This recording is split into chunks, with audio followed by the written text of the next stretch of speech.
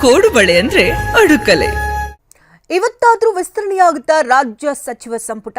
ಈವರೆಗೂ ರಾಜ್ಯ ನಾಯಕರ ಕೈ ಸೇರದ ನೂತನ ಸಚಿವರ ಪಟ್ಟಿ.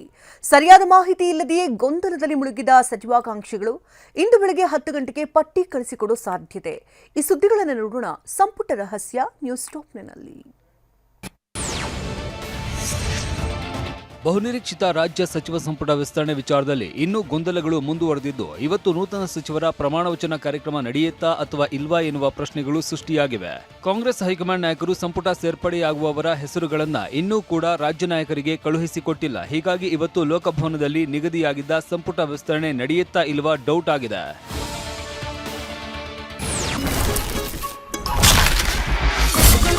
ಸಾಂಪ್ರದಾಯಿಕ ರೆಸಿಪಿ, ಮತ್ತಷ್ಟು ಬೇಕೆನಿಸುವ ರುಚಿ. ಕೋಡುಬಳೆ ಅಂದ್ರೆ ಅಡುಕಲೆ. ಕಳೆದ ಗುರುವಾರ ದೆಹಲಿಯಲ್ಲಿ ಮಲ್ಲಿಕಾರ್ಜುನ ಖರ್ಗೆ ಅವರ ನಿವಾಸದಲ್ಲಿ ರಾಹುಲ್ ಗಾಂಧಿ ಸಭೆ ನಡೆಸಿದ್ರು. ಸಿಎಂ ಡಿಕೆ ಶಿವಕುಮಾರ್, ಸಿದ್ದರಾಮಯ್ಯ ಮತ್ತು ಕೆಪಿಸಿಸಿ ಅಧ್ಯಕ್ಷ ಬಿಕೆ ಹರಿಪ್ರಸಾದ್ ಜೊತೆ ಪ್ರತ್ಯೇಕವಾಗಿ ಸಮಾಲೋಚನೆ ನಡೆಸಿದ್ರು. 2 ದಿನಗಳ ಒಳಗೆ ಹೆಸರುಗಳನ್ನು ಅಂತಿಮಗೊಳಿಸಿ ಕಳುಹಿಸಿಕೊಡುವುದಾಗಿ ರಾಜ್ಯ ನಾಯಕರಿಗೆ ತಿಳಿಸಿದ್ರು. ಆದರೆ ಈವರೆಗೂ ಸಚಿವರ ಅಂತಿಮ ಪಟ್ಟಿ ರಾಜ್ಯ ನಾಯಕರ ಕೈ ಸೇರಿಲ್ಲ.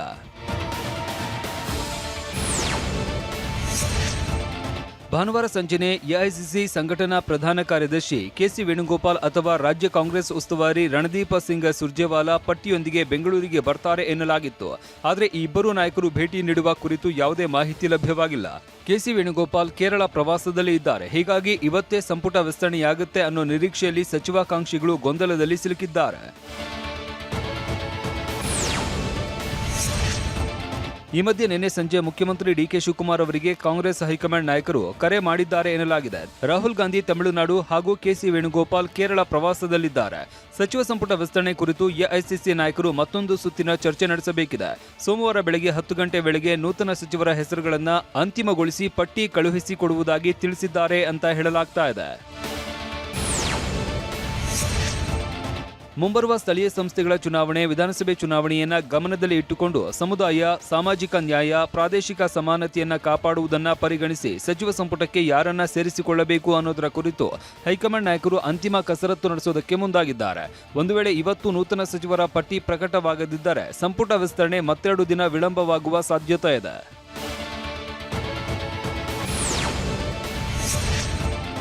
ನೂತನ ಸಚಿವರ ಪಟ್ಟಿಗೆ ಕೆಲ ಹೆಸರುಗಳ ಕುರಿತು ಒಮ್ಮತ ಮೂಡದೇ ಇರುವುದರಿಂದ ಅಂತಿಮ ಕ್ಷಣದಲ್ಲಿ ಅಚ್ಚರಿಯ ಹೆಸರುಗಳು ಪಟ್ಟಿಗೆ ಸೇರುವ ಸಾಧ್ಯತೆಗಳಿದೆ ಎನ್ನಲಾಗ್ತಾ ಇದೆ. ದಿಲ್ಲಿಯಲ್ಲಿ ನಡೆದ ಹೈಕಮಾಂಡ್ ನಾಯಕರ ಸಭೆಯಲ್ಲಿ ನಿರ್ಧರಿಸಿದಂತೆ ವೇಣುಗೋಪಾಲ್ ಹಾಗೂ ಸುರ್ಜೇವಾಲಾ ಬೆಂಗಳೂರಿಗೆ ಬಂದು ಸಚಿವರ ಹೆಸರನ್ನ ಮುಖ್ಯಮಂತ್ರಿಗೆ ನೀಡ್ತಾರಾ ಅಥವಾ ಎಐಸಿಸಿ ವತಿಯಿಂದಲೇ ಪಟ್ಟಿಯನ್ನ ಪ್ರಕಟಿಸಲಾಗುತ್ತಾ ಅನ್ನೋದು ನಿಗೂಢವಾಗಿದೆ.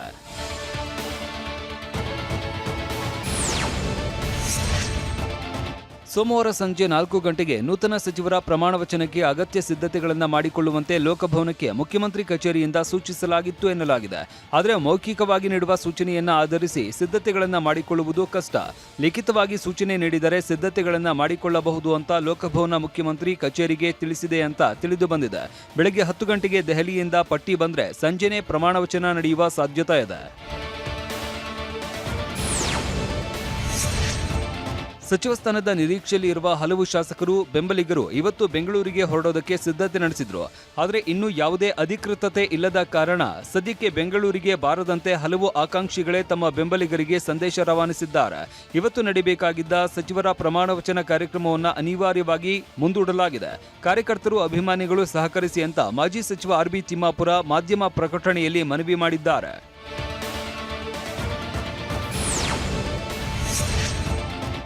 ಇನ್ನು ದೆಹಲಿಗೆ ತೆರಳಿದ್ದ ಸಚಿವ ಪ್ರಿಯಾಂಕ್ ಖರ್ಗೆ ನಿನ್ನೆ ವಾಪಸ್ಸಾದ್ರು. ಇದೇ ವೇಳೆ ಮಾತನಾಡಿದ ಅವರು, ಇವತ್ತೇ ಸಂಪುಟ ವಿಸ್ತರಣೆಯಾಗುತ್ತೆ ಅಂತಿದ್ದಾರೆ. ಆದರೆ ಡಿಕೆ ಸಂಪುಟ ವಿಸ್ತರಣೆ ಮಾಡುವಾಗ ತಿಳಿಸ್ತೇವೆ ಎಂದಿದ್ದಾರೆ. ಯಾವಾಗ ಸಚಿವ ಸಂಪುಟ ವಿಸ್ತರಣೆ ಮಾಡ್ತಾರೋ ನನಗೂ ಗೊತ್ತಿಲ್ಲ ಅಂತ ಬಾಲಕೃಷ್ಣ ಹೇಳಿದ್ದಾರೆ. ಮತ್ತೊಂದೆಡೆ ವಿಪಕ್ಷಗಳು ಈ ಬಗ್ಗೆ ಲೇವಡಿ ಮಾಡಿದ್ದು, ರಾಹುಲ್ ಗಾಂಧಿ ಅವರಿಗೆ ಸೂಟ್ ಕೇಸ್ ತಲುಪಿಲ್ಲ, ಕಪ್ಪು ಕಾಣಿಕೆ ಕೊಟ್ಟವರಿಗೆ ಮಂತ್ರಿ ಸ್ಥಾನ ಫಿಕ್ಸ್ ಆಗುತ್ತೆ ಎಂದಿದ್ದಾರೆ. ರಾಹುಲ್ ಗಾಂಧಿ ಅವರಿಗೆ, ರಾಷ್ಟ್ರೀಯ ನಾಯಕರಿಗೆ ಸೂಟ್ ಕೇಸು ತಲುಪಿಲ್ಲ ಅಂತೇಳಿ ನಾನು ತಿಳ್ಕೊಂಡಿದ್ದೀನಿ. ಯಾರು ಕಪ್ಪು ಕಾಣಿಕೆ ಜಾಸ್ತಿ ಕೊಡ್ತಾರೋ ಅವ್ರಿಗೆ ಮಂತ್ರಿ ಸ್ಥಾನ ಫಿಕ್ಸ್ ಅನ್ನೋಂಥದ್ದು ಕೂಡ ಇವತ್ತು ಆ ರೀತಿ ಲಾಬಿಗಳನ್ನು ಇವತ್ತು ಶಾಸಕರೆಲ್ಲರೂ ಕೂಡ ಮಾಡ್ತಾ ಇದ್ದಾರೆ. ಕೋಡುಬಳೆ ಅಂದ್ರೆ ಅಡುಕಲೆ.